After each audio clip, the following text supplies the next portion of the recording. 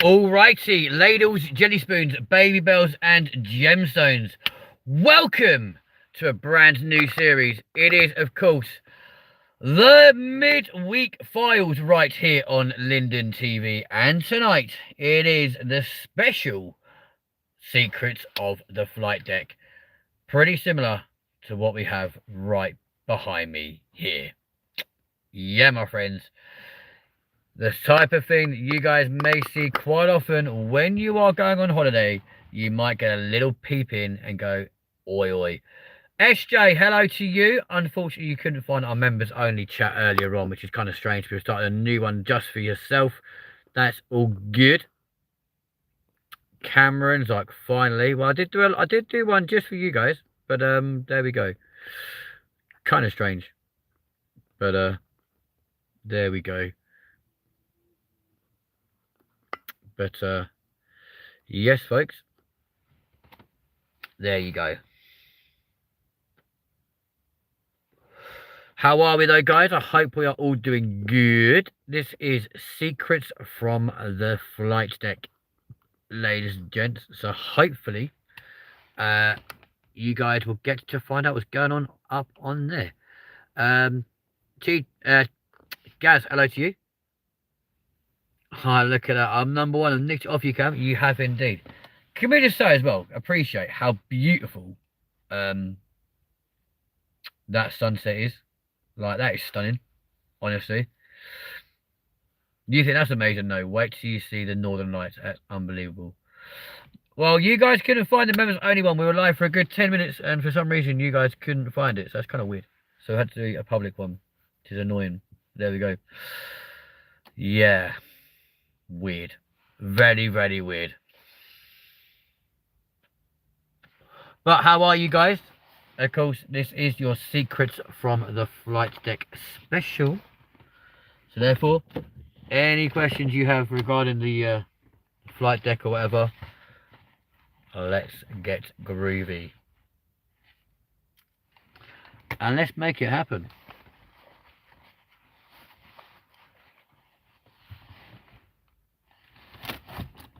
And weirdly, where have all my vapes gone?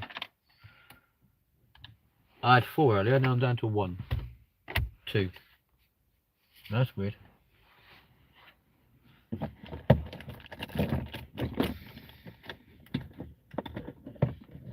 Liverpool just lost again. Oh dear. It's not good, is it?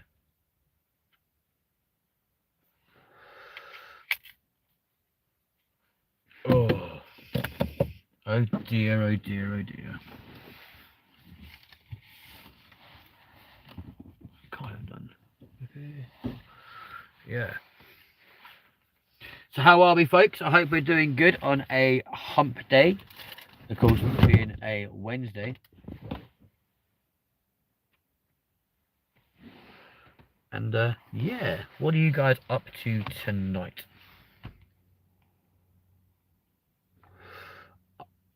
Good evening, Captain. Good evening, Elric. How are you doing? Welcome. We ain't in this. No, because you guys couldn't find the live for some really strange reason. So as a result, we've had to do a open for everyone special this evening. But we are doing Secrets from the Flight Deck tonight, ladies and gents. So if there's any questions you lot have regarding what really happens behind that door on your plane,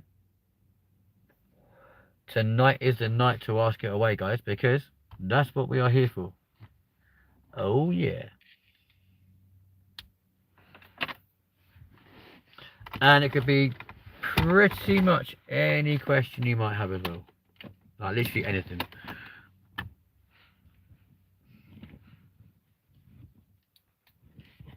As far as I know, mate, it's still happening. That's still happening as of tomorrow. Elric, go for it, buddy. Let's see your question. Let's see what you want to know. I probably should wear my staff ID, shouldn't I, for this, but sod it.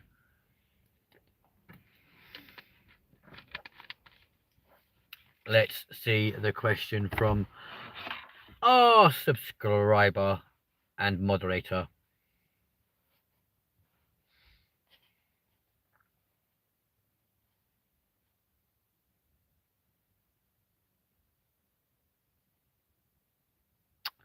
Back on Tuesday, buddy.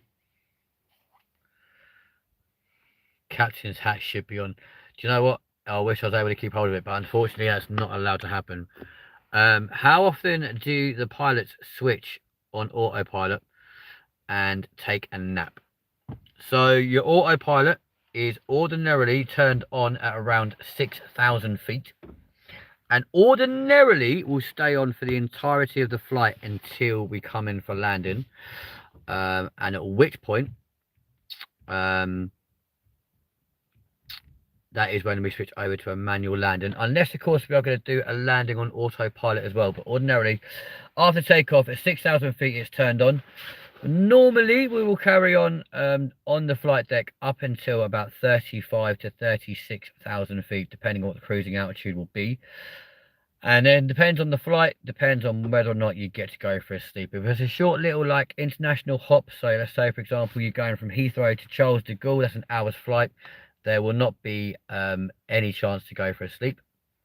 But if it's say an 18-hour flight, then you take it in shifts of 8 hours. So the initial crew will do the takeoff and they'll fly for the first 8 hours whilst the other crew sleep.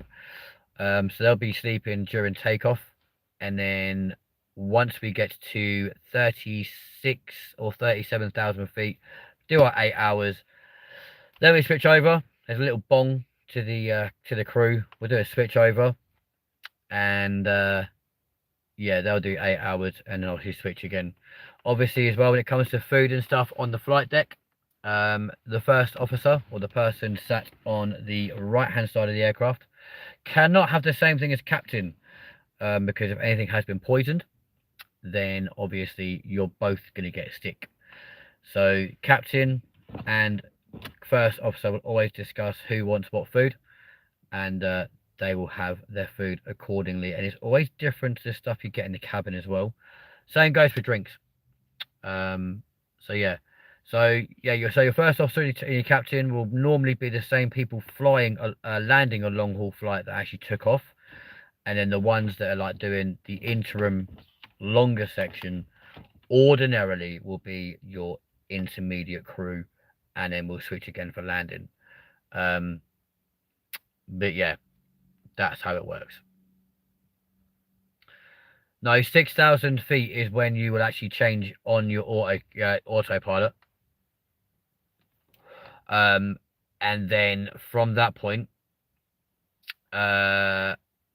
your cruising altitude is anything from 27,000 to 39,000 feet. On specific, some aircraft you kick up to about 41, depending on weather conditions. But ordinarily, 6,000 is when we actually do switch on autopilot. That's smart how they separate the food just to be safe. They have to, because obviously if there's a dodgy batch of food that's going to the passengers, that's bad enough already. But if your flight crew also have that same dodgy food, you can imagine, like, you could get to a really crucial part of flight, for example landing, and if your pilot and your co-pilot, or your captain and your co-pilot, have got like tummy upset, that's not going to be pleasant when it comes in for landing. Now, ordinarily, most aircraft these days actually can land themselves. The A350, the Boeing 747, the A380, the A20, the A330, they can all actually land themselves at specific airports. But if you are actually landing at an airport which is not going to authorize or allow you to use the ILS, then you've got problems, because obviously that needs to be done manually, and as a result, yeah, your flight crew have to be looked after in a very specific and very special way, put it that way. So any other questions you might have, fire away. We're going to get Earth. What? We're going to get Earth pilot? What on earth do you mean by that? As some of the flight crew trained in first aid, And do they keep basic medicines on board? Yes, we do. So every single pilot has to be emergency first aid trained, as does the cabin manager. Um, Actually, back in the cabins, all your cabin crew, all of your actual cabin managers are all also emergency first aid trained. They're also actually trained to land the aircraft should there be an issue on the flight deck. And is the only person with a key to the flight deck as well to let themselves in if there's a problem.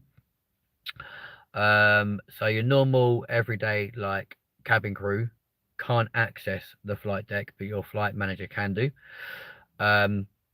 But yeah, so we are trained. There are basic medicines on board. There's cannulation kits on board. There's first aid kits on board. And on specific aircrafts for like long haul flights, for example, so like the A350, the 767, 777, A350, A330, the A340, and indeed the 747. We also do have defibs on board. So if there is a problem, obviously first and foremost we'll ask if there's a doctor on board. 98 times out of 100 there will be one, and they could administer first aid. If there isn't, then it is either up to your cabin manager or your flight crew to take that on. So in that instance, ordinarily it'll be the most senior member of staff in the cockpit. So ordinarily that'll be a captain who will go and administer first aid to the passenger. If for whatever reason, like they're in the proceeds of coming into the land or they are starting a final approach and it's their turn to land, it's the first officer who will go and administer that first aid, because of course it's determined at the start of the flight who's doing takeoff and landing. Ordinarily on your leg out, it'll be your captain who will do the takeoff and landing on the first leg, and then on your return trip it'll be the first officer who will do the takeoff and landing from your home destination. So for example, if you're going from London Heathrow to Doha, for example, then captain will fly out and he'll land that aircraft, and then coming back the first officer will also take off and land accordingly. The only time that will change is, let's say, for example, when you leave Doha, you could be 4 or 5 hours into the flight, and the weather conditions to your destination could change drastically. At which point, we literally will then be like, okay, it is going to be a very hair-raising landing into Heathrow, for example. So therefore, the captain might be like, I'll do the landing if you're not feeling comfortable to do so. Or you'll both land the aircraft together, which again can actually can make it a lot safer for everyone involved, and also reduces the chance for go round as well. Because of course nobody wants to get to that point of doing a go round. You will notice during Storm Amy or any footage when we've been at Heathrow, go rounds don't happen that often at Heathrow, even during stormy weather. But when they do, ordinarily it's either due to the wind shear warning in the cockpit, which is an audible warning. It will literally shout wind shear at you. And if you're then being blown like left, right, center, up, down, whatever, then ordinarily you're like, yeah, screw this, full power, retract your flaps a little bit, and you're just doing a message through to ATC straight away and be like, look, we're doing a go around, and we'll come back around again. Ordinarily in that situation, you won't actually alert your passengers until you are safely away from the runway. 98 times out of 100, obviously they know what's going to happen anyway. Like if you are being blown left, right, and center on the way or on the approach to the runway, then they will be expecting a go round, and can get quite shifty if you don't actually do one and the approach is somewhat of a violent nature. So in that situation, we will do a go around, and it makes it a lot better. Cameron's come down with a cold today. Oh, that's a shame, isn't it? My nose is running like a river. They've got plenty around you, mate. I'm not going to lie to you. Do you wear dosimetry for radiation exposure? No. You just wear your normal everyday uniform in the on the flight deck, because realistically, where would you get radiation from or radiation exposure from being inside the cockpit of an aircraft? You got to remember the amount of film and layers on a windscreen of an aircraft is that intense. Ordinarily, you don't get that. Have you ever seen a Boeing involved in a UFO? I'm not too sure what you mean by that one, but no, I've never seen that happen. UFO encounters are actually very rare from the flight deck, put it that way. I mean, you're checking radar all the time. It's very, very rare you see anything that shouldn't be there. Very, very rare. It happens occasionally, but it's not common. Not common at all. Any other questions regarding the secrets of the flight deck? I thought you might have a load more, to be fair.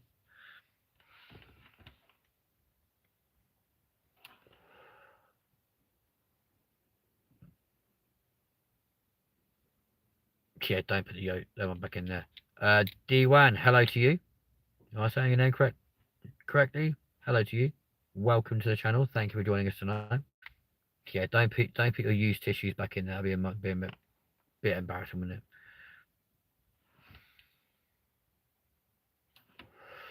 it? How many drinks are you allowed to have for free? As many as you want, within reason.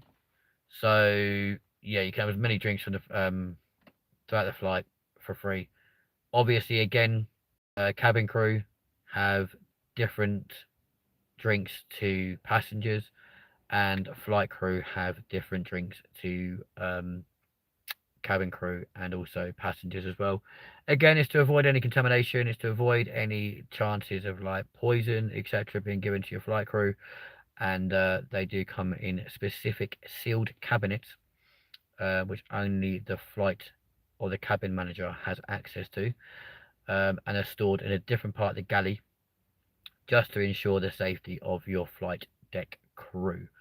So yeah, you can have as many as you want. Obviously, you know, your flight manager will quite often come back and forth to the flight deck just to make sure that you're good. Radiation exposure is increased from two sources. You are higher up and less atmosphere, and you have background radiation, and you have radioactive ballast weights. Right. Okay. Have you ever witnessed a medical emergency on board? Yes, I have. There's actually a video on this very channel, which is called like trainee first officer makes emergency landing in a Boeing 747.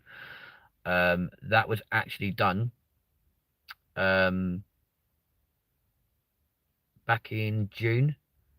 So flying the 747 for the very first time, and a passenger on board actually did come down with a medical emergency. As such, we had to perform an emergency landing in some pretty treacherous, windy conditions. So yeah, had to land on a very, very precarious runway, and it wasn't a lot of fun. So yeah, medical emergencies happen a lot more frequently than you think.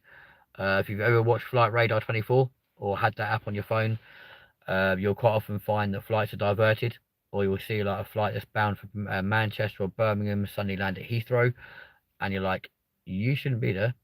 Like, what are you doing?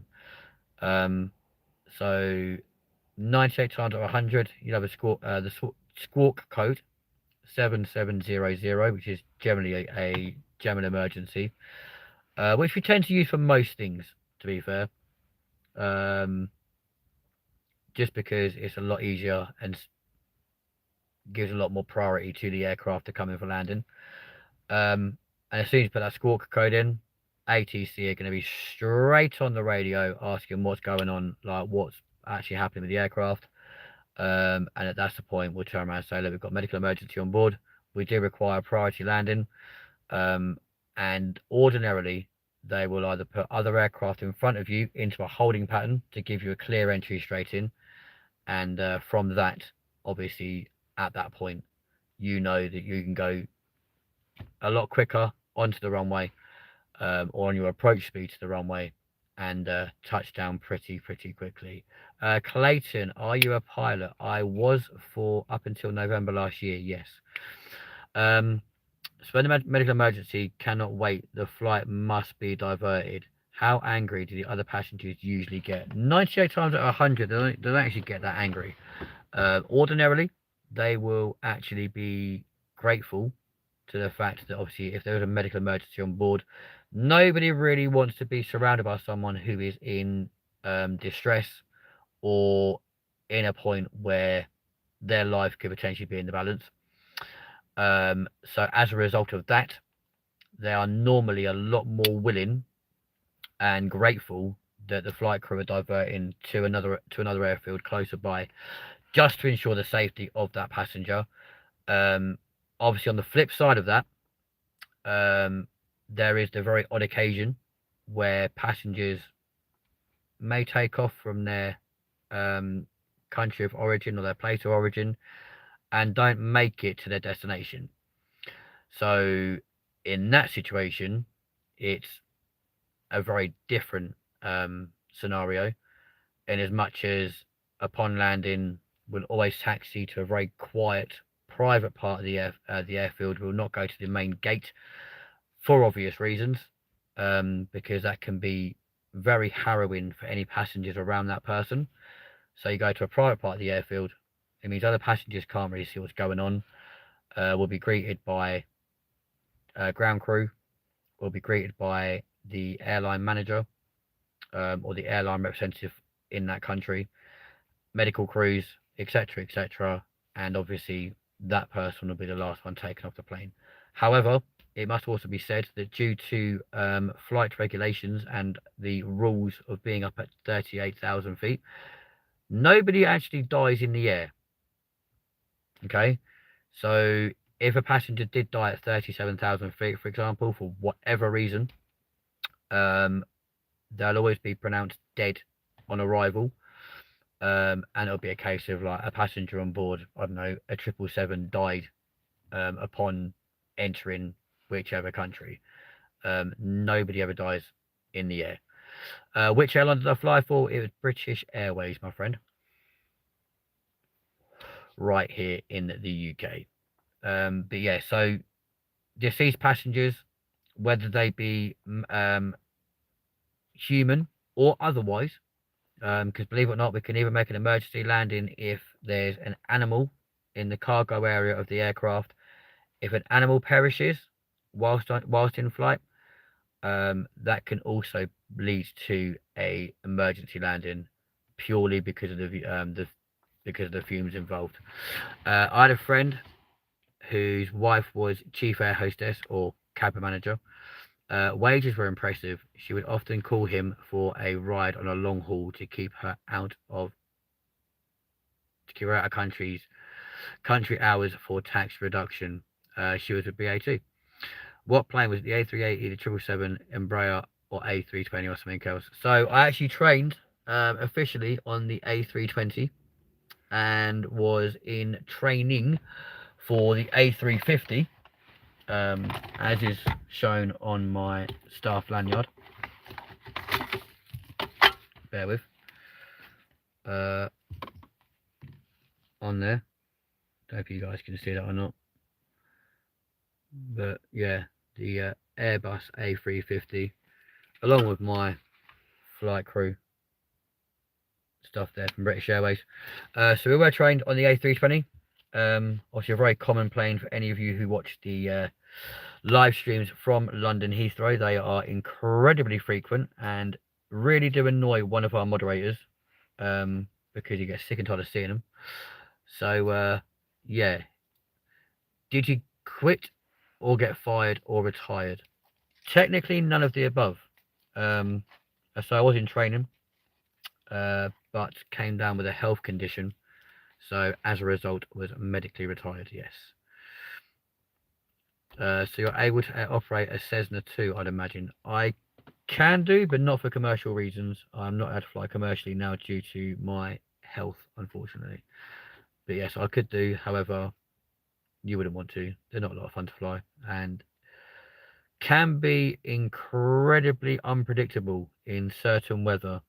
So anyone who's anyone will all tell you the same thing, that realistically they wouldn't fancy flying or landing or even doing anything with a Cessna after they've actually flown an actual airliner, because I do handle very differently. Will I go back to my career if I could? Absolutely, I'll go back tomorrow if I could, because it was an incredible, incredible opportunity. Oh, I think they more than have the knowledge, so that's cool. Definitely. Bear with me, guys.